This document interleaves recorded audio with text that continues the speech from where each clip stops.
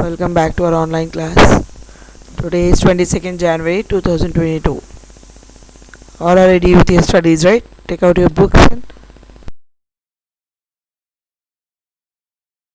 we'll continue our English subject. We have done poem comprehensions, 2 poems, isn't it? Understood yesterday? Now we are doing lesson comprehension from your readers only. Take out your readers and go through it first. Hi, this is a lesson from your second or third lesson from your reader only, third unit. This story talks about the feeling of an athlete. Athlete means sports person. As he pursues his dream, read about the nerve-wracking day in Michael Stone's life as he prepares to take the ultimate test of his sports career. It is an awe-inspiring achievement that will leave you breathless. His palms were sweating. He needed a towel to dry his grip. A glass of ice-cold water quenched his thirst, but hardly cooled his intensity. The astroturf he sat was as hot as the competition he faced today at the National Junior Olympics. The pole was set at 17 feet. He is a good athlete. That was 3 inches higher than his personal best. Michael Stone confronted the most challenging day of the pole vaulting career.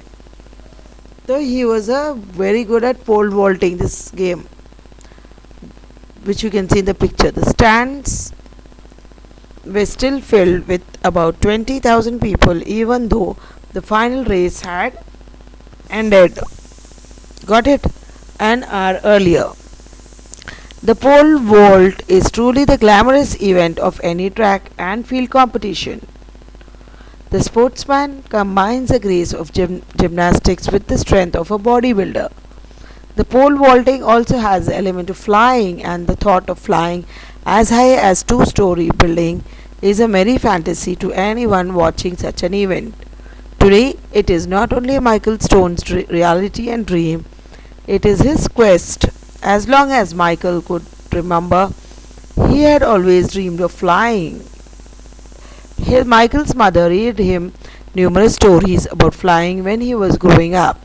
Her stories were always the ones that described the land from an bird's eye view. His mother was very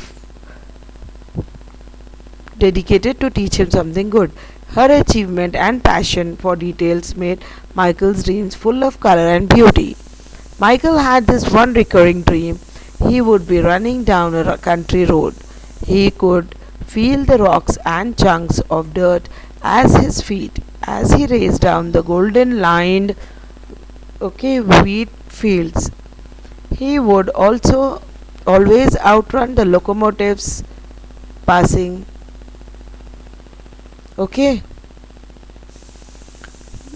Got it? Outrun the locomotives passing by. He would begin soaring like an eagle. He would be so passionate about his work, about his sports, and his mother would help him in reading the books and becoming him a good person. When he flew, would always coincide with his mother's stories. His dad, on the other hand, was not a dreamer. Bert Stone was a hardcore realistic. He believed in hard work and sweat. His motto was, if you want something, work for it. Very good motto, right? Understood?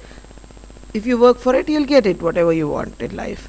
From the age of 14, Michael did just that. He began a very careful and regimented weightlifting program. He worked out every other day with weights, with some kind of running work. On alternative days, he had to keep himself fit sportively, isn't it? The program were carefully monitored by Michael's coach, trainer and father. Michael's dedication, determination and discipline was a coach's dream. Every coach wants that only, no? Dedication, determination and discipline in your sports, in your career, in your life. Besides being an honest student, Michael Stone continued to help his parents with their farm chores. They would work in farm. Chores means work, job.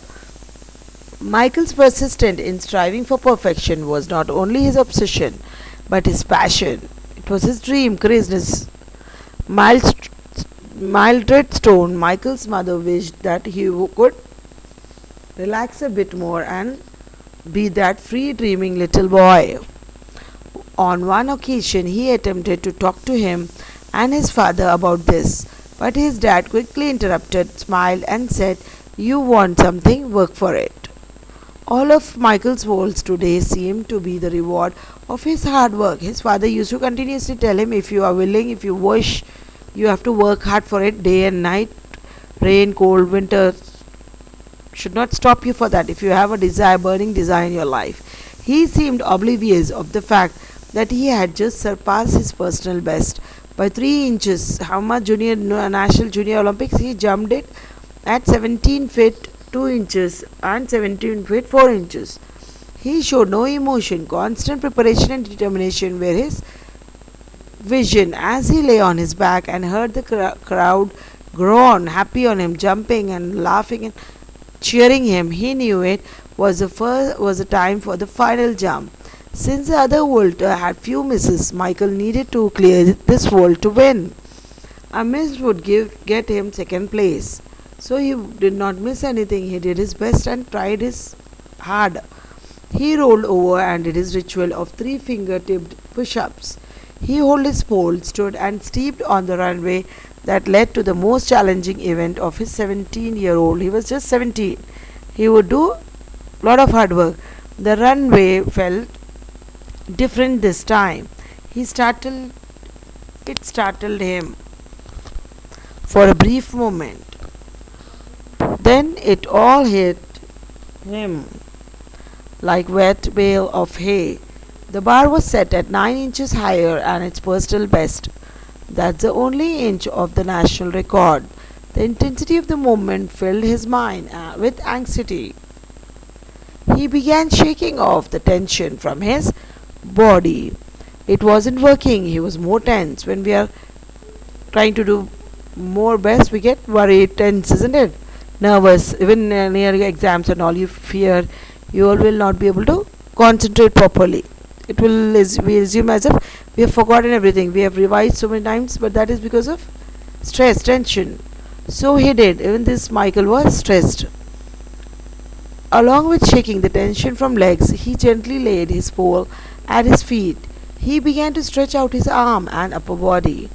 The light breeze that was once there was now gone. He could feel a trickle of cold sweat running down his back. He was sweating, he was feeling cold and very much stressed out. He carefully picked up his pole. He felt his heart pounding. He was sure the crowd dared too. The silence was defending when they heard of singing of some distant robins in the flight. He knew it was his time to fly. Now it came his chance. After reading this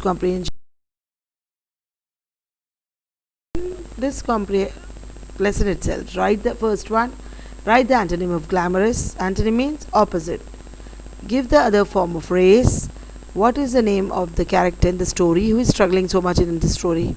Write the synonym of the word heard. What were Michael's dreams? Did he achieve it? What all did he do to achieve it? Send the answers by 5 in the evening. He is not just a teacher but a friend. The title itself tells the whole story, isn't it? I had no way to turn, had no way to go. This is just something I think you need to know. I don't know what made me trust you. I still remember the days when I told you what I have been through. I thought I should run away, go hide in a hole. But then you really brought out my true soul. These are the words a student is telling to his teacher. As each day grew longer, our trust became stronger. Each time I wanted to cry, you stayed there right by my side. The feelings a boy or a girl feels about the teacher, the second parent, that the trust, the hidden truth, hidden anger or arrogance, hidden studies, hidden failures, everything a teacher knows, like a friend, like a parent. Then I moved to the next grade. Boy, was I afraid? We get used to comfortable with the teacher. Again, the teacher changes when we go to a new grade. Even it might happen to you all also personally, isn't it? When you grow big, your teachers change. You go in a new grade, next grade. You're given a high standards, high books, high classes books, isn't it? And you're slowly you get adjusted with that teacher, with that grade, with that students, new friends, new books. That our test would slowly fade. But I was wrong. We are still strong. So this is the reading part. Read it properly 2 to 3 times and answer the following question given below after reading the entire passage. Why does a student consider teacher his or her friend? Do you like and respect your teachers? How can you show it? Give the antonym of run. Write the other word for trust. Got it? Last question. Write a meaningful own sentence of the word remember and send me by evening 5 o'clock before 5. Okay children, got it? Thank you. Assalamu alaikum. See you in next class. Send the homeworks neatly, all of you. Don't forget.